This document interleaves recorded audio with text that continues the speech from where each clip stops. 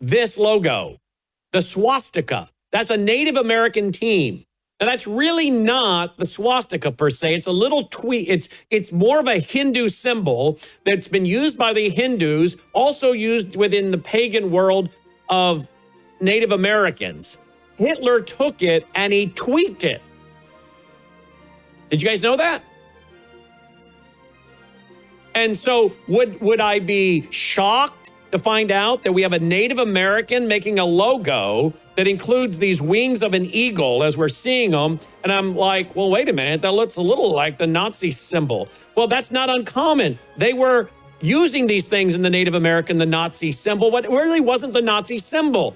It's a little different if you go look it up online, and the Hindus use it as well. Hitler stole it because Hitler was into reincarnation and occultism. Whoa. And so much of this, of course, is driving the world, is not based on biblical truth at all, but on pagan spirituality and occultism. Wow.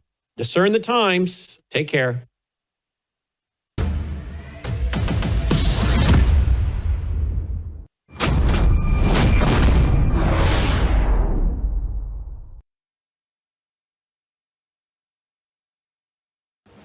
Colonel Rob Maness has a lifelong record of providing dedicated service to this nation. Having worked his way up from the enlisted ranks to full colonel, he served our country for more than 32 years. He has served as a bomber squadron commander, bomb disposal technician, Joint Chiefs of Staff operations officer, assisted the national security team with the campaign plan for the global war on terrorism. He authored the first theater nuclear war plan, and served as the Vice Commander of America's largest airborne intelligence wing. Colonel Rob Maness is a true American hero.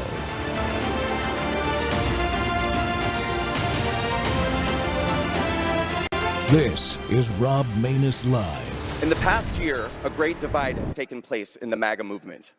The movement has been split.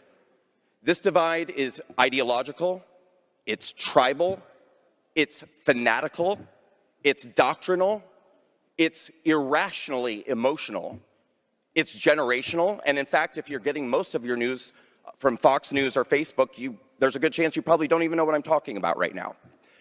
But perhaps most distressing of all, it's personal. Every day now, I watch as friends and former friends, colleagues, allies, and followers of mine participate in savage character assassinations of people who 1 year ago they considered heroes to our movement. But even worse, there's now a demand that everyone must participate, that if we're truly moral, truly good, and true patriots, we must take a side in this divide. 5 years ago, the FBI raided my home, put me in handcuffs, and charged me with multiple felonies based on 100% false claims against me related to being outside of the Capitol on January 6th. On that day, my life became a brutal nightmare, and that nightmare went on for 4 years.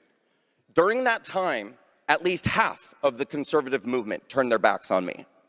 I watched as the very same people who clamored to be in my spotlight suddenly didn't know who I was anymore. And despite the fact that I was completely innocent, many Republican elected officials would no longer meet with me or take my calls. Many TV shows would no longer have me on. And suffice it to say, it was a challenge to find high-profile people within our movement willing to support me and stick their necks out for me. Now, to be clear, many people did stand up for me. Noble and honorable people, people with integrity, decency, and good character. And when I look back on that time, when I desperately needed friends, allies, and support, the two men of highest stature within the movement who did not close their doors on me, who had me on their shows and gave me a platform and a voice when I needed it the most, were Mark Levin and Tucker Carlson.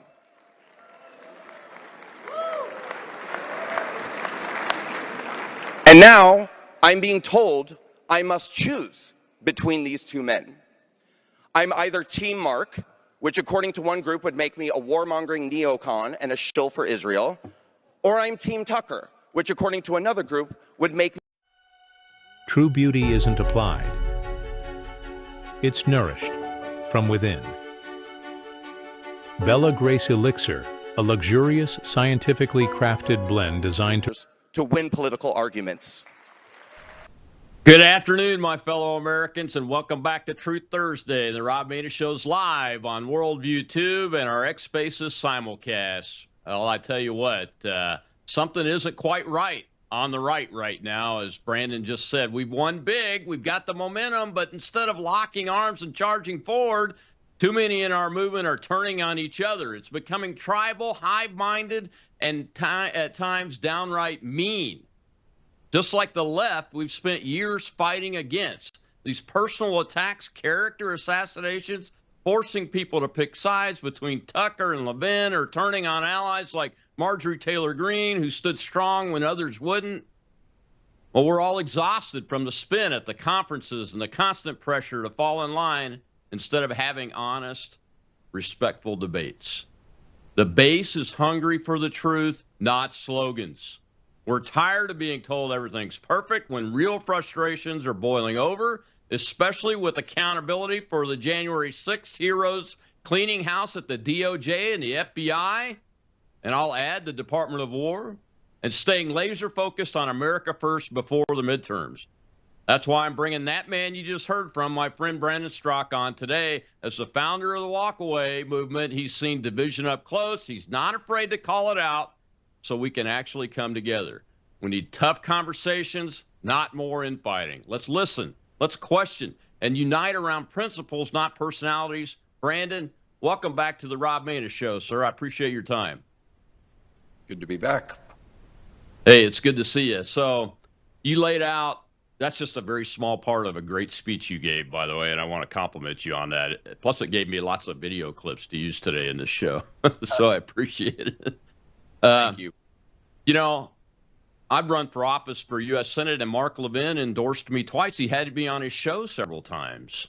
And I've supported Tucker Carlson long before he got kicked off of Fox News, but especially after Fox News. So I'm glad you highlighted your personal experience between those two men. But how do we, when you were given the speech, in your mind, how do we resolve that issue between these two individuals and people like you and me that find ourselves in between them going, I'm not going to hate either one of these guys? Well, yeah, well, it's to me, it's pretty simple. Before I answer that question, let me just say, when I came over to the right back in around 2018, what in my speech I say I sort of felt like I found the promised land, because I felt like I found a place where we could disagree without being disagreeable. We could have civil discussions and debates, and not all have to be on the same side or the same have the same opinion about everything. But it never got personal, and it never really became about attacking people's character. And that's something that the left did. I mean, that is exactly something that one of the things that repelled me from the left. But that's what's happening now on the right. And so I think your question is, how do we overcome that, or how do we get through this, or whatever? Well, it's all we have to do is remember that we're allowed to have differences of opinion, and we're allowed to not agree with each other on every single policy idea or direction that this administration is taking. But if you disagree with the administration, it doesn't mean you're a bad person or a person of bad character or bad intentions. And if you do agree with the decisions that the administration is making, it doesn't mean that either. And so I was using Mark and I was using Tucker as examples, because they've kind of become these like archetypes and figureheads of the great MAGA divide. But the fact of the matter is, I know for a fact that they're both good people of good character. They just have found themselves at a point where they have vastly different ideas of what policy ideas are good for the country. And that's okay. And we can disagree strongly. I mean, if you are really strongly anti us going to war or striking Iran, whatever you want to call it, that's fine. And I think it's fine to say, Mark, you're dead wrong. You can say, Mark, you're completely stupid. You are absolutely stupid for thinking this is a good idea. But you don't have to, attack the root of his intentions or what he's all about. And same goes for Tucker.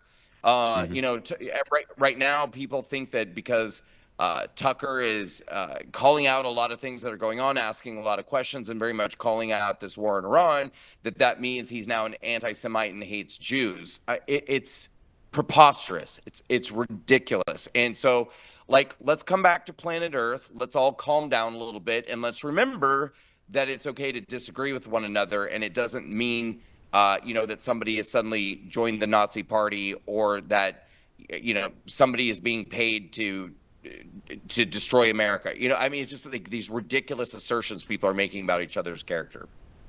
Yeah, yeah. Look, I disagree with a lot of what Mark Levin says about the war, but I agree with what the president's doing right now vis-a-vis Iran.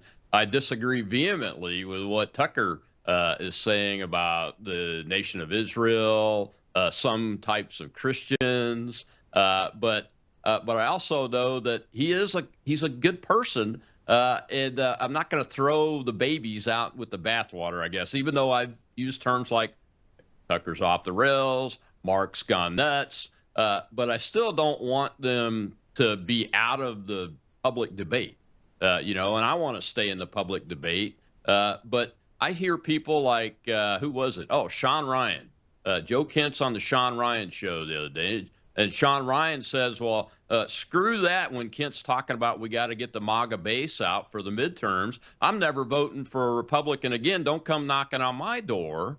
That's the result of what you're talking about, isn't it?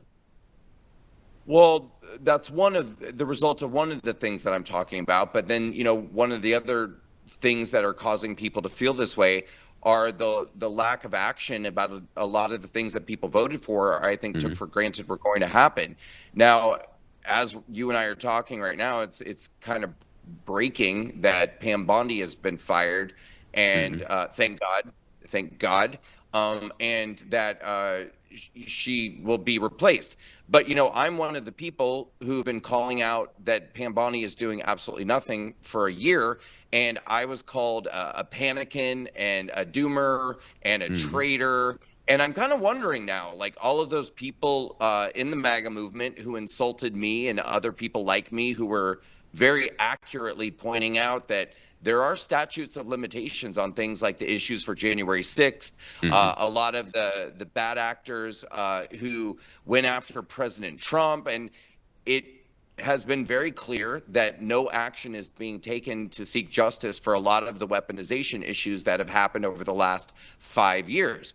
Now, President Trump has decided to fire Pam Bondi, and I'm curious for all of those people who insulted people like me and said we were a bunch of divisionists and traitors.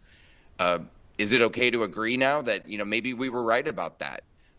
Or at least maybe it was worth having the conversation about. And by the way, we're still running out of time. So I mean, whoever ends up getting replacing Pam Bondi, we need to see some action take place. And the whole reason I bring this up is because that is yet another reason why people are feeling discouraged from getting involved in the process, or asking themselves, like, does it even matter if I vote anymore? What difference does it make? Okay, great. So I'll go out and I'll vote straight ticket Republican like I've been doing for the last X number of election cycles. But, we've got the Oval Office, we've got the House, we've got the Senate, and what are we getting done? Where are the promises that we wanted to see kept when we went out there and somehow, despite every possible odd, managed to victoriously get our people over the finish line in 2024? And a lot of people are asking for what? So it's, the division is one thing, but the lack of action is another. And, there's a number of different things that are making people feel discouraged. Yeah, it's kind of, Bondi's an interesting case because I agree with you. There has not been enough done on things like the weaponization issues, the January 6th folks, the Epstein cases, nowhere near that. But when I talk to my attorney friends that watch the Supreme Court cases that are coming up, every time the president's getting pummeled by these crazy judges, Bondi's team is having great success inside the Supreme Court and in the federal court. So I find myself looking at two sides of the same coin, and one I'm not happy with at all, and the other one I'm going, well, like, yeah, I guess there are some things going right there, and I try to keep my mind on that. But it's very difficult in this environment, you know, as you were saying, some of the things that were said about you, like panicins and all that. I'm in my mind's eye, I'm hearing and reading the posts that I've seen over and over again. Anytime anybody criticizes anything that the president does, and look, I don't agree with everything President Trump does. I don't want to see the policy implemented that builds government housing to try to create affordable housing for the younger generation, instead of taking economic policies and getting the interest rates down low so they can and helping the market so that there's more housing available and prices can come down and folks can afford to get a mortgage. That's the kind of policy I want to see. So I don't agree with everything that the president's saying, but I should be allowed to disagree publicly. That's the whole thing about the public square. And we got to take a break, Brandon. I know I've only got you for half an hour, but the next clip we're going to see you talk about, I think, the January 6th, folks. And you don't want to miss this, folks. Brandon Strzok is with me today from the Walkaway Movement.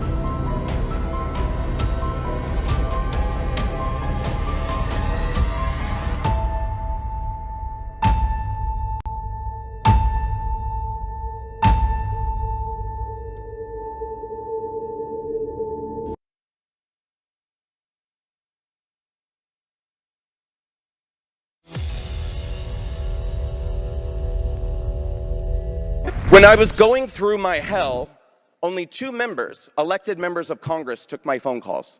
Two. That was Lauren Boebert and Marjorie Taylor Greene. Marjorie was one of the only elected members of Congress to visit J6ers in prison. She was the only member of Congress to sponsor the Matthew Lawrence Perna bill, named after one of the J6ers who committed suicide due to the brutality he endured at the hands of the United States government. And a few years ago, she came to the walkaway booth at CPAC and held my hands and prayed with me while the media took pictures of us and mocked us. And now a directive has gone out that Marjorie Taylor Greene is a traitor. And if you want to be a part of the in crowd, it is mandatory that you must hate her too. If I were to ask, probably at least half the people in this room would say that they didn't like her anymore. And if I were to ask why, I bet the majority wouldn't even know themselves. When did we become the left? When did we become hive-minded, mean, and tribal? When did we decide that not only must we cancel those we disagree with, but we must control the people around us with intimidation, demanding that they think the way we think and join the cancel mob too, or be branded themselves? And when did we allow some of the most toxic, nasty, and vicious people on the planet to become the spokespeople for MAGA and the arbiters of purity tests, deciding who is and isn't worthy enough to continue to call themselves MAGA? But perhaps, most importantly, when did we decide that it was off limits to question our own government or the government of any other country?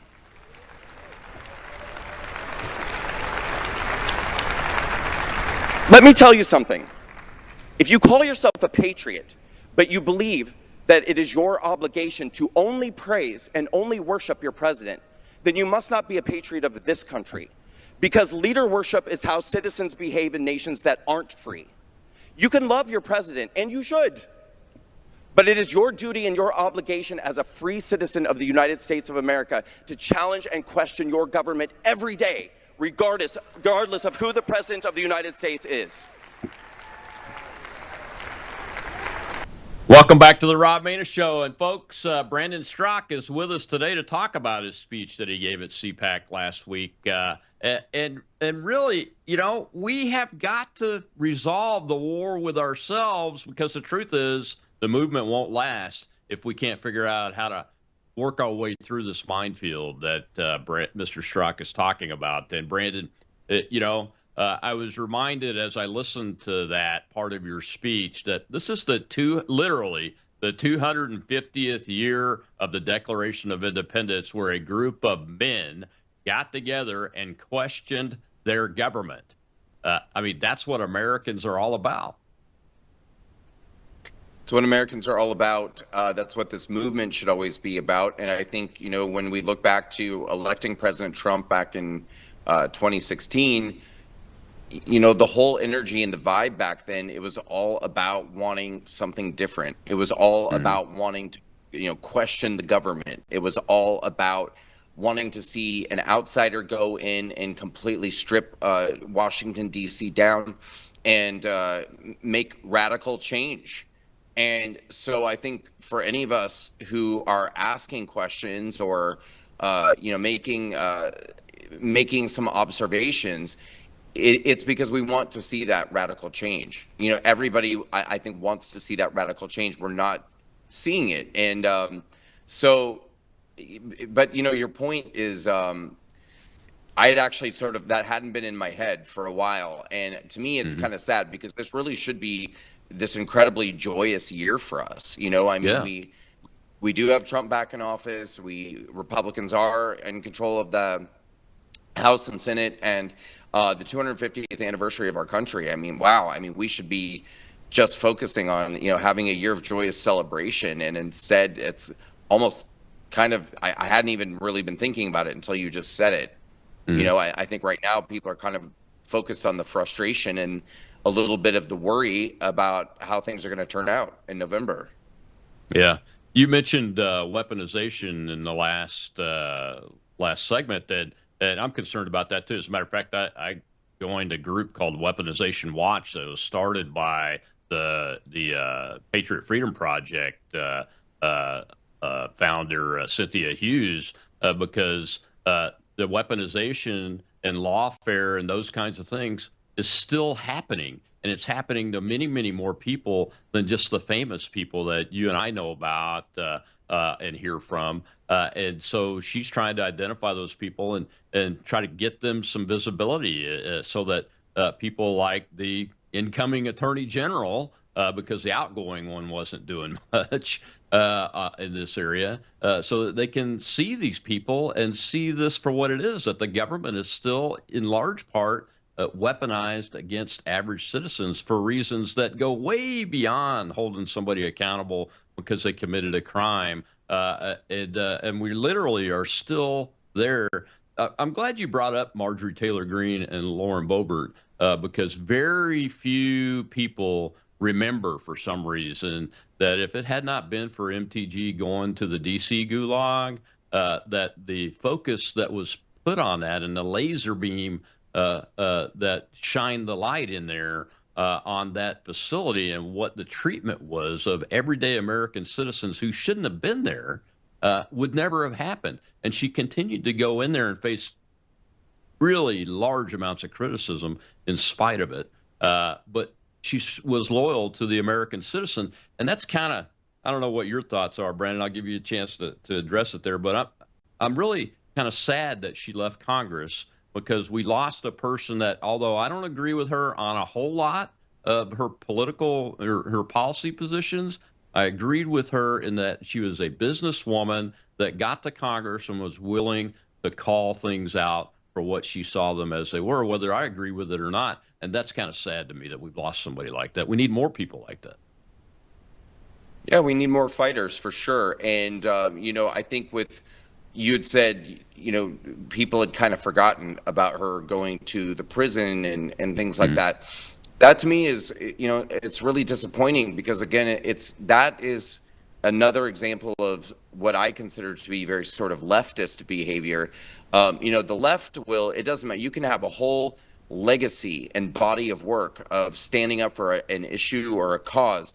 But the moment that you say the wrong thing or you do the wrong thing, whatever, it's like there's no loyalty whatsoever. It's as if you never did anything, and they will turn their backs on you and cancel you, and that's the end.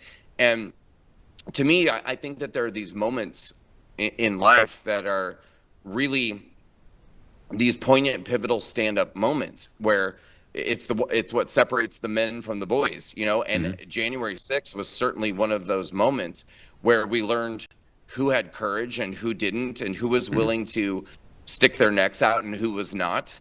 And you don't just forget about things like that. I mean, you shouldn't, and so the very few people who were willing to take the phone calls of January 6ers or go to the prisons or take opportunities to stand up for people when no one else would, we shouldn't just be turning our backs on a dime on people like that, really basically because, that person wanted to insist that we release the Epstein files and stand up for child victims of sexual abuse, which is really pretty much what happened. When the narrative went out that we just weren't going to talk about Epstein, we were going to move on from Epstein, and Marjorie said, no, I'm going to continue to stand up for child sex abuse victims. Then the narrative or the directive went out that it was time to turn on her because she wasn't following the program. So then it was like everything good thing that she's ever done is completely forgotten. And again, I just find that crazy. And this is not, it's really disappointing because when I left the left, I thought I was leaving that kind of thing behind. I thought I was joining up with people who, stand by people and have a deeper commitment to people than that. But I mean, I'm even seeing it myself. And, I've done a lot of interviews since I did my CPAC speech, and it didn't just start in the last week. It's, there've been a number of things I've spoken out about over the last year, and the comments that I'm getting from people in the MAGA movement, not, certainly not everybody, I'm not saying the majority, but like a good number of people, very much attacking me on a personal level and saying, the one I love the most is, well, what have you ever done? Who are you? Like, what have you ever done for the movement? And I'm like, I don't know. I'm sorry. I've been following you for a long time. That's ridiculous. Convinced a few 100,000 people to join your party. I don't know. Went to jail. I don't know. So it's just, but it's very obvious that there's, with a lot of the people in the movement these days, it's like their loyalty is conditional. It's shallow. And it's really disappointing. So yeah, it is. Well, Brandon, you're a man of action, and I've only got a few minutes left before I have to let you go. So tell folks about the action plan that you put together. You brought it up. You talked about it in your speech, but I just want folks to know about the plan and how they can participate and help you get this mission done, because it's very important. I'm available to help you in any way that you need me to help you too, by the way. Well, so one thing that we're doing right now is we're going to do a series of panel debates that are going to be filmed and broadcast. We already did the first. Now, these are not left versus right. They're right versus right. And the reason why we're doing this is because we're trying to basically, get this all out on the table, discuss it openly, and hopefully begin the process of sort of healing this divide and moving forward from it. The first one that we just shot in Dallas last week was MAGA boomers versus MAGA millennials, because this divide is not just ideological, it's also generational in many ways. So that's the first one. We're going to do our next one is and it hasn't come out yet. It'll be coming out soon. That'll be on YouTube, X, Facebook, etc. The next one that we're going to put out is going to be people who have left MAGA versus people who are still in MAGA. And when I say left MAGA, I'm saying people who now consider themselves America first. They haven't changed their ideology or anything like that. It's just that they feel like MAGA has changed and doesn't represent them anymore. So we're going to have that discussion between those people and the people who are still with MAGA. we're going to continue to do more and more of these. Now, certainly, we're not giving Walkaway, my organization, we're not giving up our main quest, our main fight, which is to bring awakening and to get people thinking for themselves and leaving the Democratic Party. And so I'm going to be in Wisconsin in about 2 weeks doing a tour of Wisconsin colleges. We're going to be touring colleges all over the country this year, as usual, and talking to minority communities with our message that it is time to walk away from the Democratic Party and think for yourself. It's just that right now it's a little more challenging to push that message forward when people on the left are saying, yeah, but the right is a hot mess, and why would we ever want to join you guys? So that's another reason why I think that, we have to get this all out, and we have to figure it out, and talk, and we're not going to fix it if we don't talk about it. And so I think we need to talk about it. I hope that we can fix it, and then we got to move, march together forward into November. But part of that march includes it is time for this administration, for it's time for Trump 2.0 to step up, and we need more. Period. We need more. We need to see the DOJ and the FBI cleaned out. We need justice for the January 6th defendants. We need solutions to the housing situation, the affordability situation for people under 30. As we said. A number of other things we need to see right now. And the Iran war is not popular certainly not with voters under 30 or under 40. So we need this administration to maybe a little less focus on foreign affairs, a little more focus on domestic affairs, and keep your promises. We need to see it right now.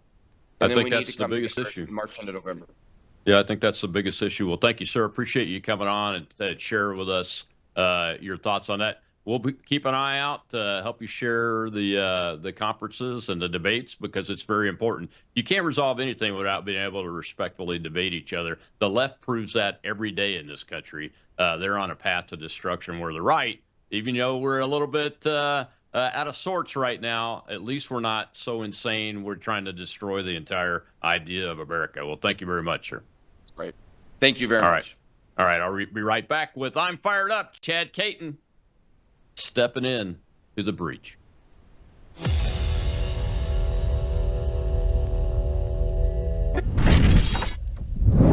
News is moving faster than ever, and so are we. Worldview Tube brings you 24/7 live stream coverage and now real-time alerts when it matters most. Once you have the Worldview Tube app installed, exit the app and navigate your way to Settings. In Settings, locate the tab labeled Notifications. Select the Notifications tab. Scroll down until you locate the Worldview Tube app icon.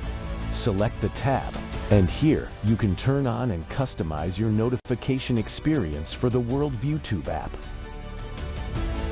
News doesn't wait, and neither should you. Turn on push notifications to stay informed. Every headline as it happens.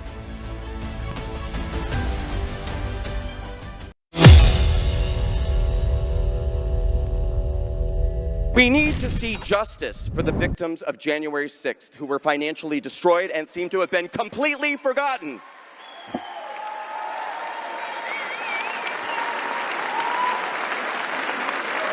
Completely forgotten. We need accountability for Fauci and the horrors inflicted during COVID.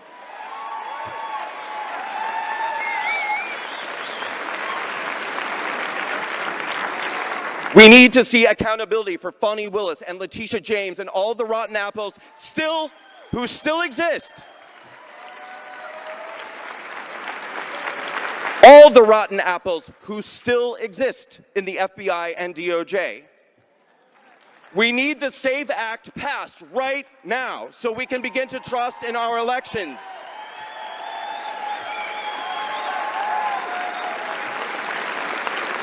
We need affordable housing and lower interest rates so that people under 30 can believe that home ownership and the American dream are still possibilities for them. We need promises kept on mass deportations and the prioritization of American jobs going to American workers.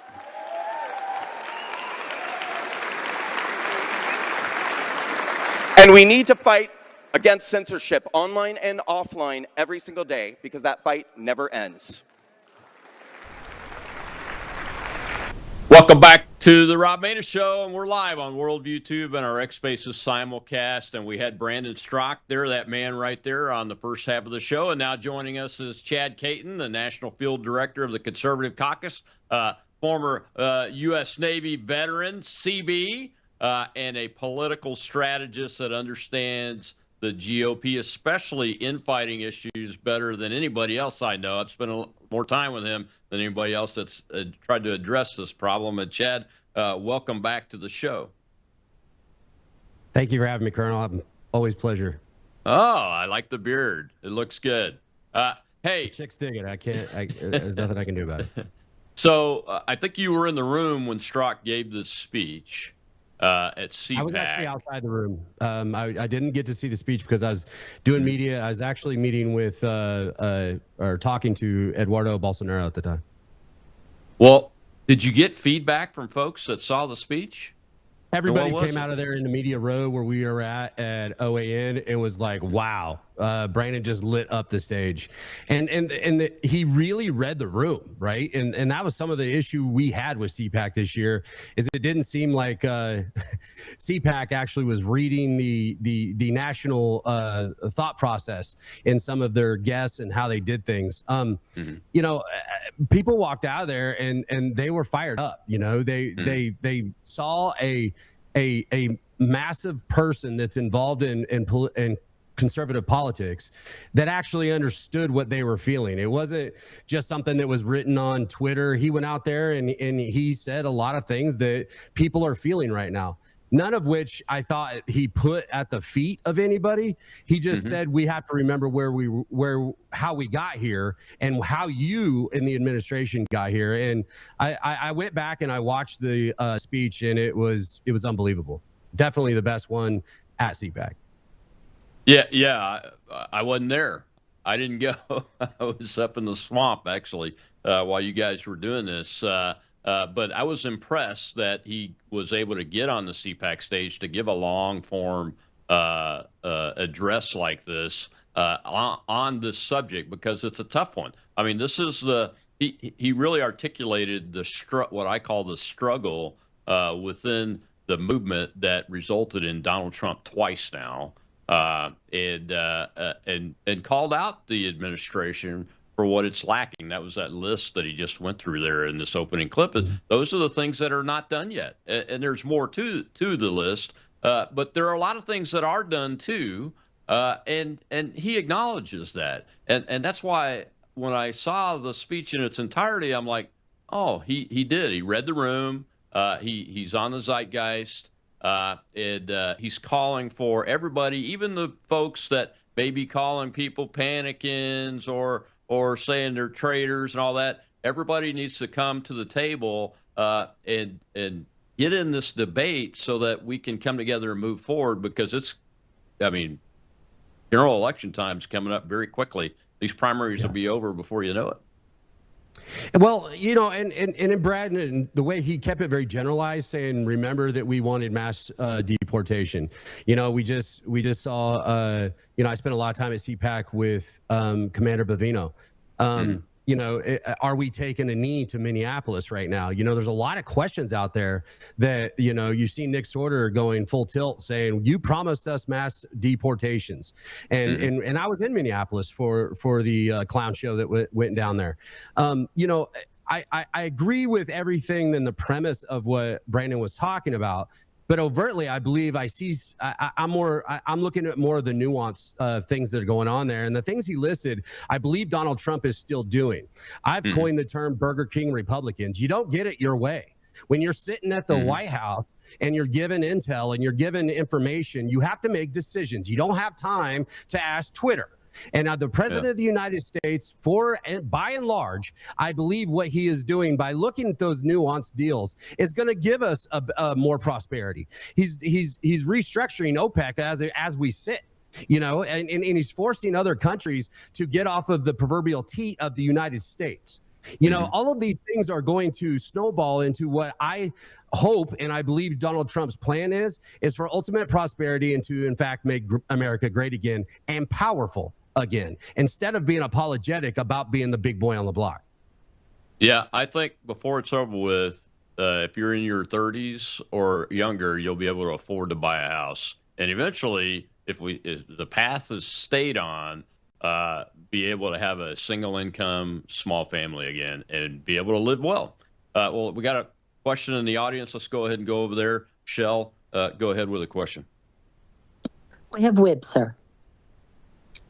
Thank you, Shell. Thank you, Colonel. Hey, Chad. Good to hear from you again. I really wanted to ask this when Brandon was on, but you guys had a limited time. So this tribalism in MAGA that he brought a light to, do you guys feel that if there wasn't such a widespread scoffing of the term woke right, if we actually took that term seriously and addressed it back a year or so ago when it first started coming out, do you think this would have gotten as bad as it has? I'll let you start, Colonel, because I'm about to take off like the shuttle did yesterday. Well, look, I took heat for having Dr. James Lindsay on last year to talk about the woke right, because I was trying to figure out what the heck he was talking about, and unfortunately, I think he's correct, at least in the framing and the lens. He's trying to get James is a PhD, and he tries to give average people the lens that he sees things through so they can understand what he's talking about.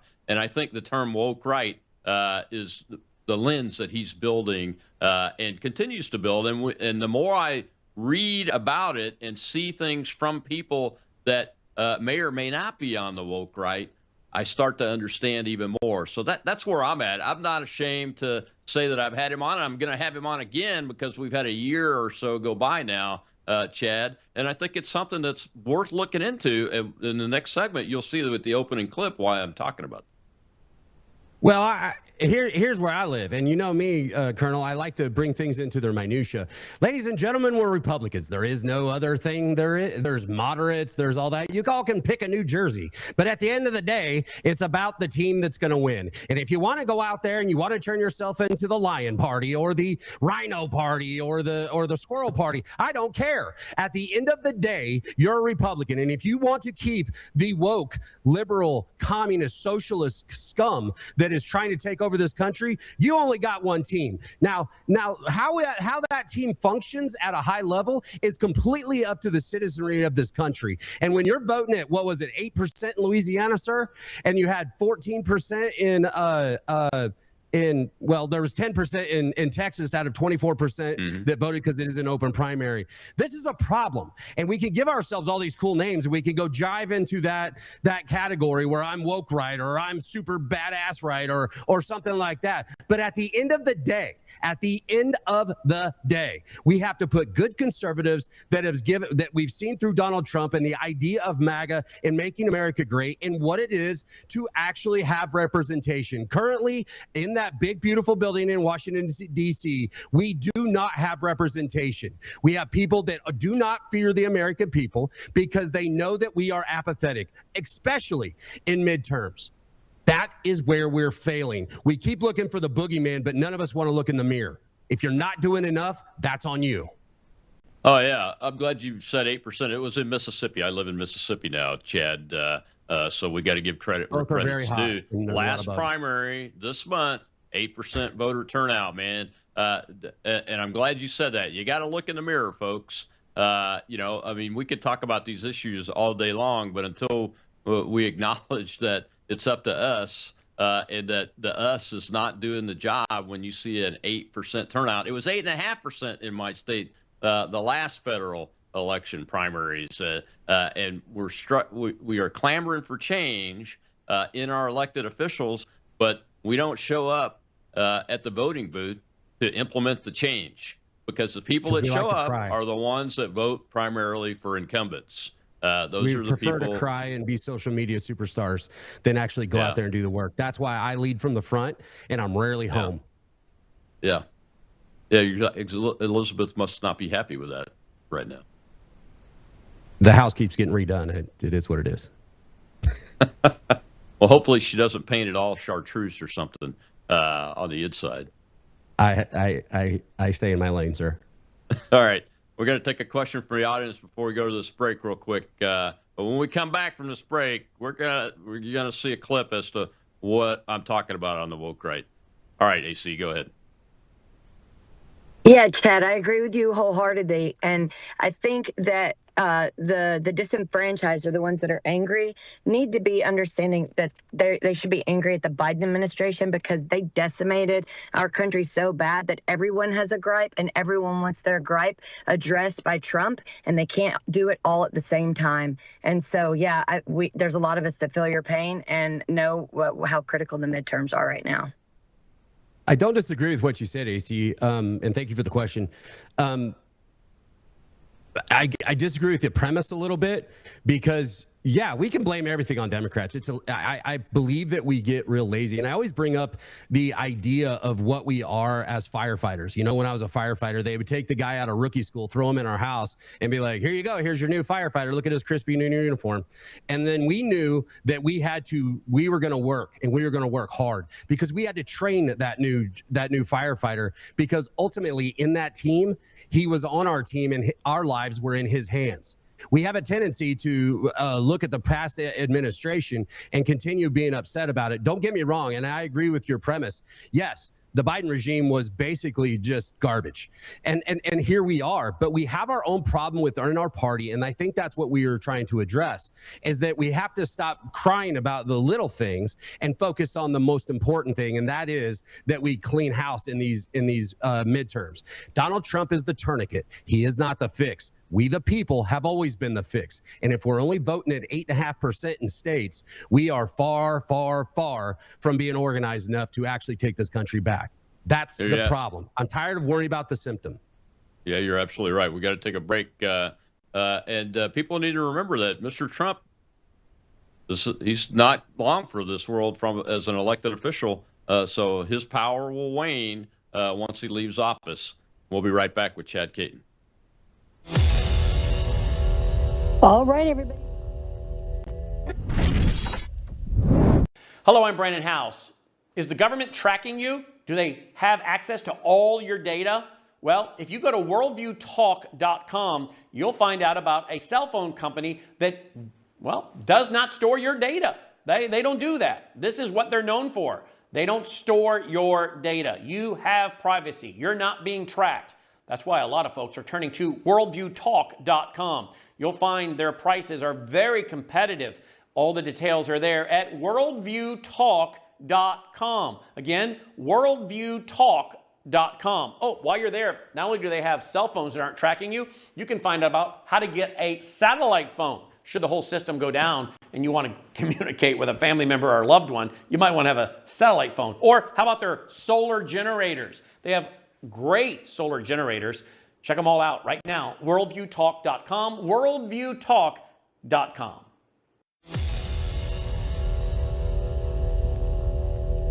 And what we're seeing play out here, I mean, because they were talking specifically about Ben Shapiro, who's been, very defensive of Israel and critical of the Nick Fuentes situation.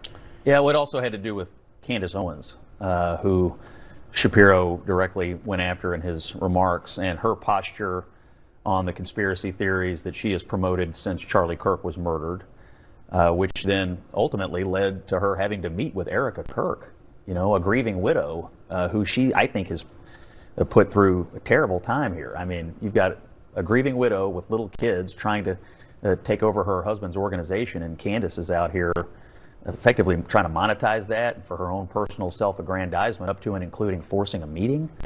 I think it's pretty crazy. I don't personally like all this infighting myself, but on the issue of Israel and on the issue of whether we're going to platform anti-Semitism or platform Holocaust deniers, I know where I am, and that is we're a political party, not a sponge, and we don't have to soak up everything that oozes in under the door.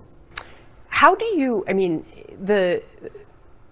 the Candace Owens thing that you mentioned, you saw Megyn Kelly there, you saw Steve Bannon there, other figures essentially siding with Candace Owens, right, over Ben Shapiro, no? Why? I don't know. It's somewhat complicated to me with these personalities and their interplay. I know this, platforming and absorbing hateful ideologies and conspiracy theories, especially regarding Charlie's murder, are the opposite of helpful and certainly the opposite of what I would consider to be in good taste, good form.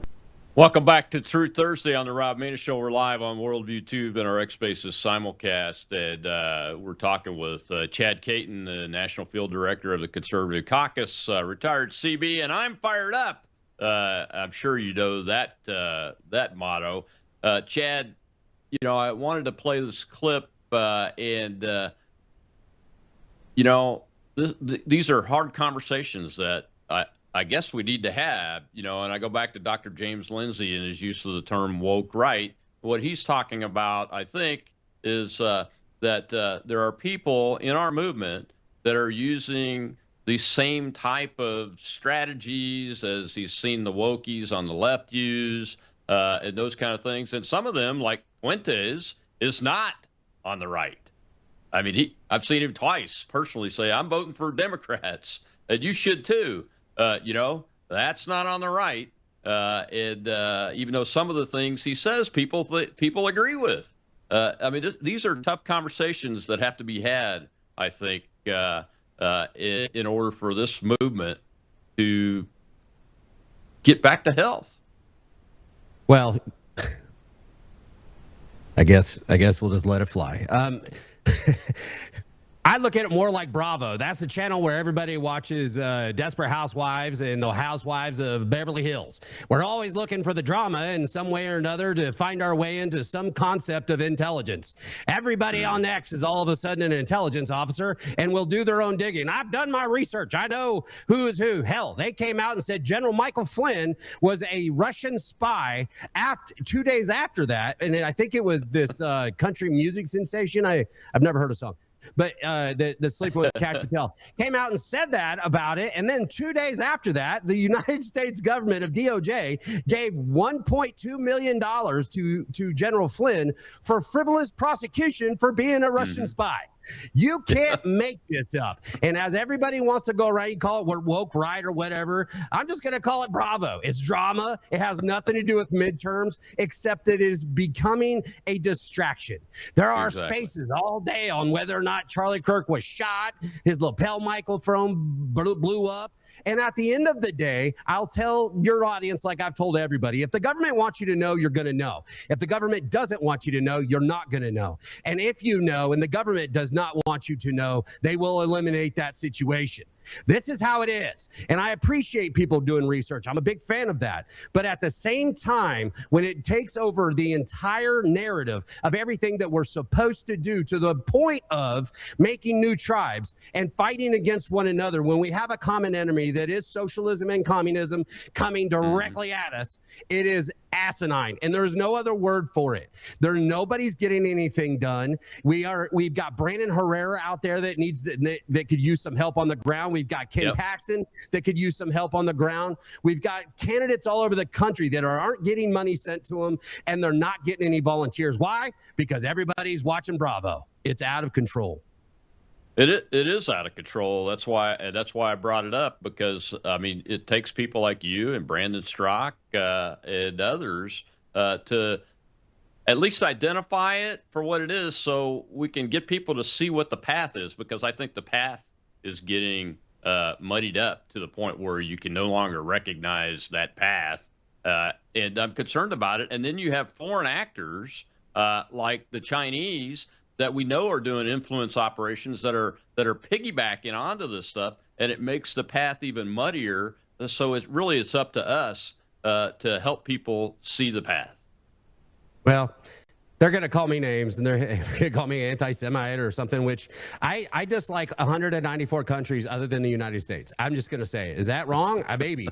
But you and I talked earlier, and I'm a big fan of an ally. I love watching Israel fly F-35s and flying our stuff. It's a lot better than a Su-22, right?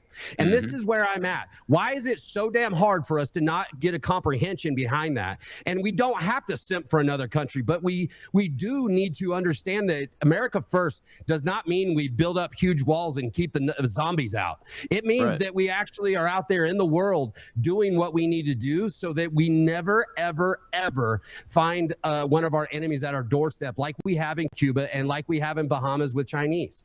It's just out of control. But everybody wants something a lot more interesting. So I've decided maybe I'll just go full tilt and tell them all that they're all dumb unless you're working on the midterms, because that's all that matters. That's all that matters right now, because if we lose the midterms, everything you're crying about right now is going to be such small potatoes comparative to what's coming. All right, let's talk about Israel.